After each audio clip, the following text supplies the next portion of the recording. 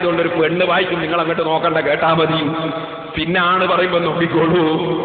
എന്താണ് വാർത്തയിൽ എന്താ പറയുന്നത്, അത് ശരിക്ക് കേട്ടോ. ഏറ്റവും വലിയ ദേവാലയമായ മക്കയിലെ വിശുദ്ധ കാബാലത്തെ പുതപ്പിക്കുന്ന തുണിയാണ് കിസ്വ. സിൽക്കും സ്വർണവും വെള്ളിയും ഉപയോഗിച്ചുണ്ടാക്കുന്ന കിസ്വ നിർമ്മിക്കാൻ മക്കയിൽ ഒരു ഫാക്ടറി തന്നെയുണ്ട്. എല്ലാ വർഷവും ഹജ്ജിനോടനുബന്ധിച്ച് കിസ്വ മാറ്റിയിടും. യമനിലുള്ള തുബൈ എന്ന രാജാവാണ് ആദ്യമായി വിശുദ്ധ കഅബയെ തുണി കൊണ്ട് പുതച്ചത് എന്നാണ് പ്രബലാഭിപ്രായം. ലോകത്തിന്റെ വിവിധ ഭാഗങ്ങളിൽ നിന്നുമാണ് മുൻകാലങ്ങളിൽ കഅബയെ പുതക്കാനുള്ള കിസ്വ എന്നറിയപ്പെടുന്ന തുണി കൊണ്ടുവന്നിരുന്നത്. പ്രവാചകൻ മുഹമ്മദ് നബിയുടെ കാലശേഷം വളരെ കാലം ഈജിപ്തിൽ നിന്നുള്ള തുണിയാണ് ഇതിനുവേണ്ടി ഉപയോഗിച്ചത്. 1926 മുതൽ അബ്ദുൽ അസീസ് രാജാവിന്റെ നിർദ്ദേശപ്രകാരം മക്കയിൽ തന്നെ കിസ്വ നിർമ്മിക്കാൻ ആരംഭിച്ചു. 1977 മക്കയിൽ ഈ കിസ്വ നിർമ്മാണ കേന്ദ്രം ആരംഭിച്ചത്. ഇവിടെ 200 ജോലിക്കാർ ഒരു വർഷമെടുത്താണ് ഒരു കിസ്വ നിർമ്മിക്കുന്നത്. ഏതാണ്ട് 2 കോടി സൗദി റിയാലാണ് ഇതിന്റെ നിർമ്മാണ ചെലവ്. 450 കിലോഗ്രാം ശുദ്ധമായ സിൽക്കും 15 കിലോഗ്രാം സ്വർണവും ഉപയോഗിച്ചാണ് 650 സ്ക്വയർ മീറ്റർ വലുപ്പത്തിലുള്ള കിസ്വ നിർമ്മിക്കുന്നത്.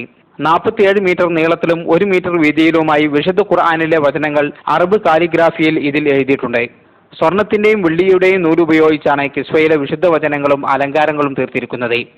എല്ലാ വർഷവും ഹജ്ജ് വേളയിൽ കഅബയെ പുതപ്പിക്കുന്ന കിസ്വ മാറ്റിയിടും. അറബ് മുസ്ലിം രാജ്യങ്ങളിലെ പ്രതിനിധികളുടെ സാന്നിധ്യത്തിലാണ് കിസ്വ മാറ്റിയിടാറുള്ളത്. പഴയ കിസ്വ കഷ്ണങ്ങളാക്കി വിവിധ രാജ്യങ്ങളിലേക്ക് അയക്കുകയാണ് പതിവ്.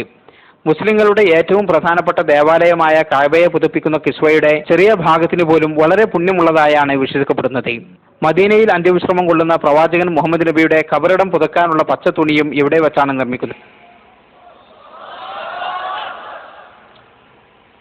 ഇതെങ്ങനെയുണ്ട്? അപ്പൊ മദീനയിൽ അന്ത്യവിശ്രമം കൊള്ളുന്ന മുഹമ്മദ് നബി സല്ലല്ലാഹു അലൈഹി വസല്ലമയുടെ ഖബർ പുതക്കാനുള്ള പച്ചത്തുണിയും ഇവിടെ വെച്ചാ നിർമ്മിക്കപ്പെടുന്നത് പറഞ്ഞ് അതിന്റെ ബോർഡടക്കം ആ കമ്പനി അടക്കമാണ് ഞാനിപ്പോ കാണിച്ചത്.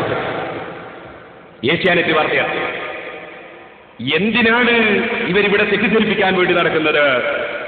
ഇനി സഹോദരന്മാരെ, പറയാനിവിടെ സമയം പോരാ. എന്നാൽ ഞാൻ ആ ജാറത്തെ സംബന്ധിച്ച് ഞാൻ കള്ളജാറമെന്ന് പറഞ്ഞിട്ടില്ല. ഹുസൈൻ സലഫി പറഞ്ഞിട്ട് കാര്യമുണ്ടോ?